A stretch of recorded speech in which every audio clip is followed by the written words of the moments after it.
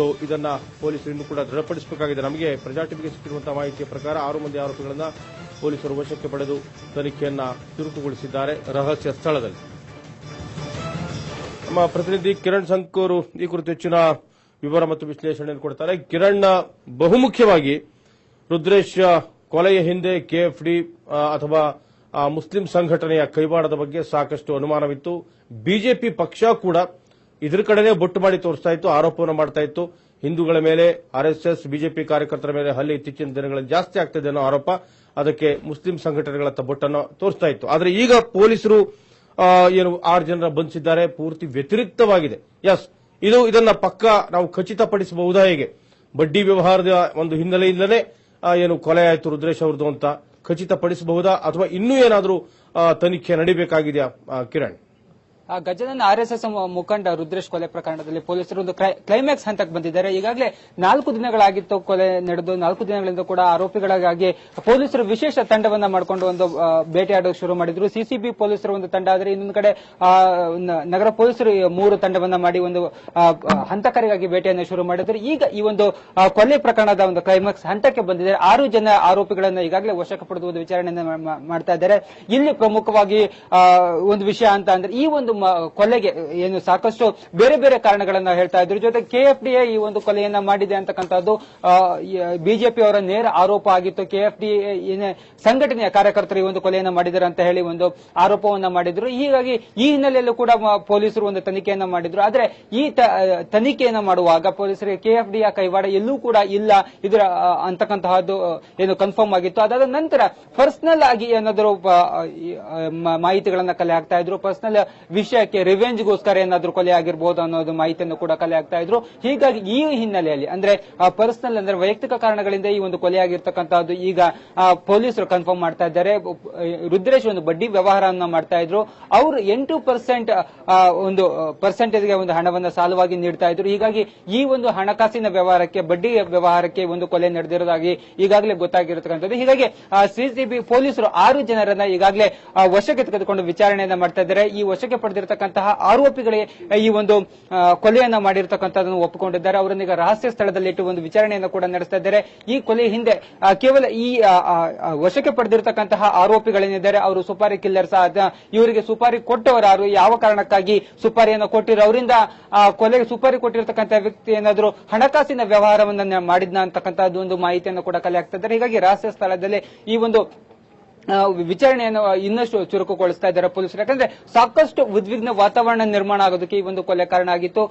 ಹೀಗಾಗಿ ಈ ಒಂದು ಪೊಲೀಸರು ಬಹಳ ಸೆನ್ಸೇಷನಲ್ ಕೇಸ್ ಆಗಿರೋದ್ರಿಂದ ಪೊಲೀಸರು ಸಾಕಷ್ಟು ಚುರುಕಿನ ತನಿಖೆಯನ್ನ ಮಾಡ್ತಾ ಇದ್ರು. ಹೀಗಾಗಿ ಪೊಲೀಸರು ಈ ಒಂದು ಸಂಪೂರ್ಣವಾದ ತನಿಖೆಯನ್ನ ಮಾಡಬೇಕಾಗತ್ತೆ. ಕೇವಲ ಒಂದೇ ಕಾರಣವನ್ನು ಇಟ್ಟು ಈ ಒಂದು ತನಿಖೆಯನ್ನ ಮಾಡೋದಕ್ಕಾಗಲ್ಲ. ಮತ್ತೆ ಈ ಒಂದು ಕೊಲೆಗೆ ಸಾಕ್ಷ್ಯಗಳನ್ನು ಕೂಡ ಇನ್ನು ಕಲೆ ಹಾಕಬೇಕಾಗತ್ತೆ. ಈ ಹಿನ್ನೆಲೆಯಲ್ಲಿ ಪೊಲೀಸರು ಈಗಾಗಲೇ ರಹಸ್ಯ ಸ್ಥಳದಲ್ಲಿ ಇವರನ್ನು ಒಂದು ವಿಚಾರಣೆಯನ್ನ ಮಾಡ್ತಾ ಇದ್ದಾರೆ. ಈ ಒಂದು ಕೊಲೆಗೆ ಸುಪಾರಿ ಕೊಟ್ಟಿರ್ತಕ್ಕಂಥದ್ದು ಅಥವಾ ಈಗಾಗಲೇ ವಶಕ್ಕೆ ಪಡೆದಿರತಕ್ಕಂತಹ 6 ಜನರ ನೇರವಾಗಿ ಈ ಒಂದು ಕೊಲೆಯಲ್ಲಿ ಭಾಗಿಯಾಗಿದ್ದಾರೆ ಅನ್ನೋದ್ರ ಬಗ್ಗೆ ಕೂಡ ಮಾಹಿತಿಯನ್ನ ಕಲೆ ಹಾಕ್ತಾ ಇದ್ದಾರೆ. ಗಜಾನನ್, ಕಿರಣ್, ಒಂದು ನೆನಪು ಮಾಡ್ಕೋಬಹುದು, ಕೊಲೆಯಾದ ದಿನವೇ ಪೊಲೀಸರು ಮೊದಲು ಸಂಶಯವನ್ನು ವ್ಯಕ್ತಪಡಿಸಿದ್ದು ವೈಯಕ್ತಿಕ ಆಂಗಲ್ ಅಂತಾನೆ, ಆಮೇಲೆ ಉಳಿದ್ರ ಕಡೆ ಗಮನವನ್ನ ಹರಿಸಿದ್ರು. ಆ ಹಿನ್ನೆಲೆಯಲ್ಲಿ ನೋಡಿದಾಗ ವೈಯಕ್ತಿಕ ಬಡ್ಡಿ ವ್ಯವಹಾರ ನಡೀತಾ ಇರುತ್ತೆ, ಹೋಗ್ತಾ ಇರುತ್ತೆ, ಇದೆಲ್ಲವೂ ಸರಿನೇ. ಹಾಗಾಗಿನೇ ರುದ್ರೇಶ್ ಅವರ ಕೆಲವು ಕೇಸ್ ಇತ್ತು ಅಂತ ಹೇಳಲಾಗ್ತಾ ಇದೆ. ಆ ಕೇಸ್ ಹಿಸ್ಟ್ರಿ ಎಲ್ಲ ಸ್ಟಡಿ ಮಾಡಿರಬೇಕು, ಬಹುಶಃ ಗೊತ್ತಿಲ್ಲ. ಬಟ್ ಈ ಒಂದು 2 ಆಂಗಲ್ ಅಲ್ಲೂ ಕೂಡ ಇನ್ನೂ ತನಿಖೆಯನ್ನ ಪೊಲೀಸರು ಮಾಡಬೇಕಾಗತ್ತೆ ಅಂತ ಅನ್ಸುತ್ತೆ. ಯಾಕೆಂದ್ರೆ ಇವತ್ತು ಯಡಿಯೂರಪ್ಪನವರು ಒಂದು ಸವಾಲನ್ನ ಹಾಕಿದ್ದಾರೆ. ಇದು ಅಗೇನ್ ಗೂಂಡಾ ರಾಜ್ಯವಾಗ್ತಾ ಇದೆ, ಹಾಗೆ ಹೀಗೆ ಮತ್ತೊಂದು ಮಗದೊಂದು ಅಂತ.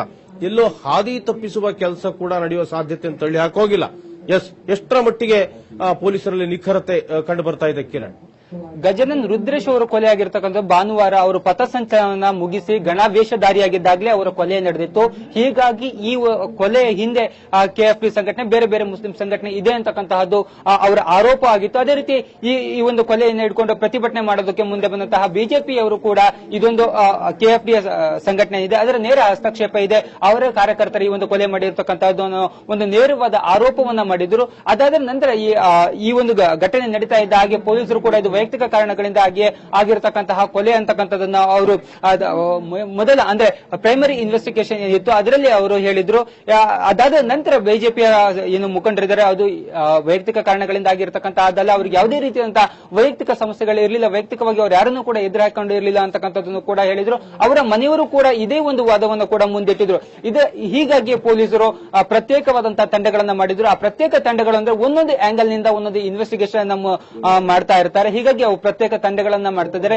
ಒಂದೇ ಟೀಮ್ ನಿಂದ ಎಲ್ಲಾ ಕೆಲಸಗಳನ್ನ ಮಾಡೋದಕ್ಕೆ ಸಾಧ್ಯ ಆಗೋದಿಲ್ಲ. ಹೀಗಾಗಿ ಪ್ರತ್ಯೇಕ ಟೀಮ್ ಗಳನ್ನ ಮಾಡಿರ್ತಾರೆ. ಪ್ರತಿಯೊಂದು ಟೀಮ್ ಕೂಡ ಒಂದೊಂದು ಆಂಗಲ್ ನಲ್ಲಿ ಇನ್ವೆಸ್ಟಿಗೇಷನ್ ಮಾಡೋದಕ್ಕೆ ಏನು ತಿಳಿಸಿರ್ತಾರೆ. ಇದೇ ರೀತಿಯಾದಂತಹ ಒಂದೊಂದು ಆಂಗಲ್ ನಲ್ಲಿ ಇನ್ವೆಸ್ಟಿಗೇಷನ್ ಮಾಡ್ತಾ ಇದ್ದರು. ಕೆಎಫ್ಡಿ ಸಂಘಟನೆಯನ್ನ ಹುಡ್ಕೊಂಡು ಅವರ ಸುಳಿವು ಏನಾದ್ರು ಸಿಗಬಹುದು ಅಂತ ಮೈಸೂರು ತನಕ ಕೂಡ ಪೊಲೀಸರು ಹೋಗಿ ಬಂದಿದ್ರು. ಆದ್ರೆ ಕೆಎಫ್ಡಿ ಕೈವಾಡ ಎಲ್ಲೂ ಕೂಡ ಇಲ್ಲದೆ ಇರತಕ್ಕಂತಹದ್ದು ಅದರಲ್ಲಿ ಅವ್ರಿಗೆ ಗೊತ್ತಾಗಿತ್ತು.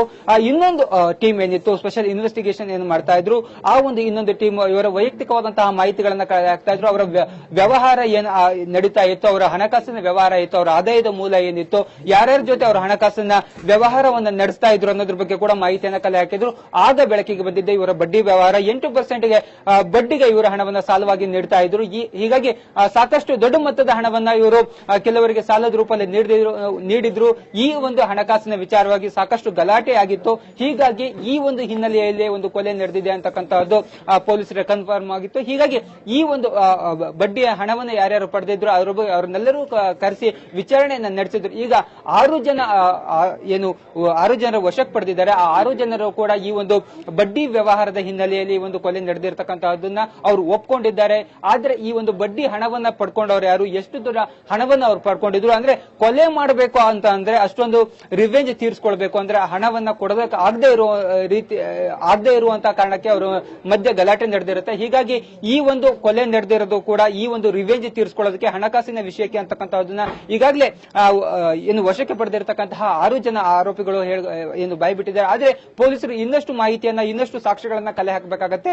ಈ ಒಂದು ಕೇಸನ್ನ ಇದೇ ಕಾರಣಕ್ಕೆ ನಡೆದಿರತಕ್ಕಂಥದ್ರ ಬಗ್ಗೆ ಪ್ರೂಫ್ ಅನ್ನು ಕೊಡಬೇಕಾಗತ್ತೆ. ಹೀಗಾಗಿ ಇನ್ನಷ್ಟು ವಿಚಾರಣೆಯನ್ನ ಚುರುಕುಗೊಳಿಸಿದ್ದಾರೆ. ಗಜನನ್, ಥ್ಯಾಂಕ್ ಯು ಕಿರಣ್, ನಿಮ್ಮೆಲ್ಲ ಅಪ್ಡೇಟ್ಗಾಗಿ.